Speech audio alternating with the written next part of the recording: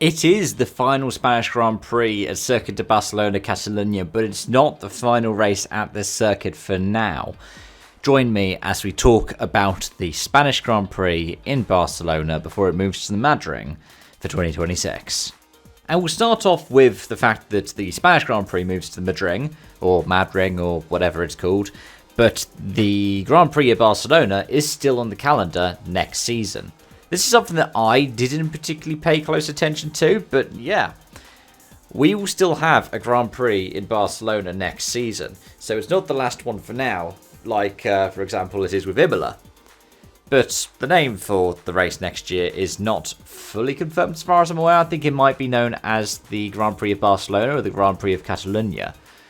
It could, revive the moniker of the European Grand Prix, which Jerez and Valencia both previously hold. But yeah, either way, we still have another year of this, and we get to have an apple-to-apple comparison of the former Spanish Grand Prix venue and the still future Spanish Grand Prix venue. But let's jump forward and talk about the timings anyways, because there is a lot going on this weekend. I'll start off in local time, and then I'll switch across to British summertime for any of my UK viewers. And here we go. On Friday, F3 practice at 9:55am, F2 practice 11:05. Then we have F1 FP1 at 1:30. F3 qualifying at 3pm, F2 qualifying at 3:55, F1 FP2 at 5pm, Porsche Super Cup practice at 6:30. That means in UK time, F3 practice at about 8:55, F2 practice at 10:05, F1 FP1 at 12:30, F3 qualifying at 2pm, F2 qualifying at 2:55, F1 FP2 at 4pm, and Porsche Super Cup practice at 5:30pm. On the Saturday, it starts off with F3 Sprint, now in local time again, 10:05. Then we have Super Cup qualifying at 11:20. FP3 at 12:30, F2 Sprint at 2:15, F1 qualifying at 4pm. Going back to UK time, that is 9:05 for F3 Sprint, Super Cup qualifying at 10:20, FP3 at 11:30, F2 Sprint at 1:15, F1 qualifying at 3pm. Then on the Sunday, an early start, 8:30 local time for F3 feature, F2 feature at 10am, then Super Cup at 11:45am, and the Grand Prix starting at 3pm. In UK time, that is a very early 7:30 for the F3 feature, then 9 o'clock in the morning for the F2 feature, the Super Cup at 10:45, and the Grand Prix starting at 2pm.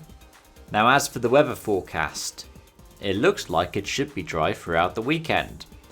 The highs on Friday, Saturday and Sunday are an air temp of 27 degrees, with a low on the Friday of 18 and on the Saturday or Sunday of 19.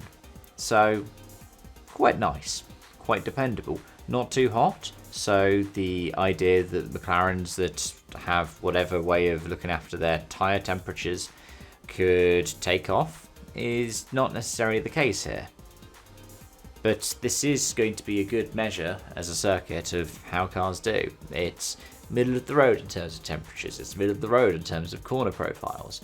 So it is, in some ways, the everything track, which then makes it the perfect venue for us to see this FlexiWing debacle settled once and for all.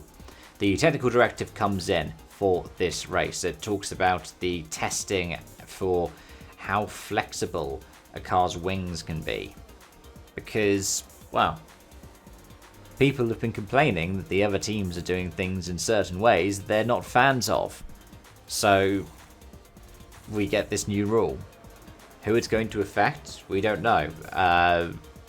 We could wager that it's every one of the 10 teams, but there are some teams that reckon they don't need to change their designs. I believe, is it Sauber, think that their front wing from the start of the season is already complying with the new technical directive. But yeah, we'll have to wait and see. Because this is a bit of an everything track, it benefits cars that are generally pretty good everywhere. So the McLarens should still be competitive. it's not likely to shake up the running order massively. The Mercedes is quite a good all-rounder as well, so we can expect to see them be quite competitive. The Ferraris and the Red Bulls, they've been quite peaky and frothy so far this season, so I'm not too sure where they're going to be. But if either of those cars struggle, the Williams is there to make the most of it. We could end up with the running order being the 3 main Mercedes-powered teams. It's the top 3 teams of the weekend. That could genuinely happen.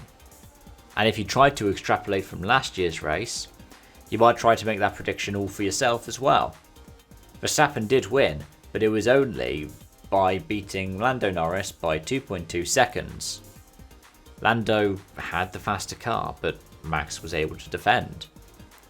Third and fourth, well, it was the 2 Works Mercs. It was Lewis ahead of George Russell. Lewis Hamilton has had a really good run these past couple of seasons. Was it 23 or 22? He was the fastest car on Grand Prix day after lap 1, where he got turned around by K-Mag into the gravel. But yeah, he's had some really good runs recently, and it's hard to tell. I would wager that part of it was down to the Merc being good. But it's hard to tell whether or not Lewis will still have that fine run of form this time around with the Ferrari. Ferrari was the 3rd quickest car last year arguably behind the McLaren and the Merc. But, I mean, Verstappen did win the race by 20 seconds over the first Ferrari of Charles Leclerc. So, we'll have to wait and see on that one. But anyways, as always, I've given my thoughts, given my feelings. Let me know yours in the comment section down below. Thank you so much for watching and joining, folks. Until next time, it's bye-bye for now.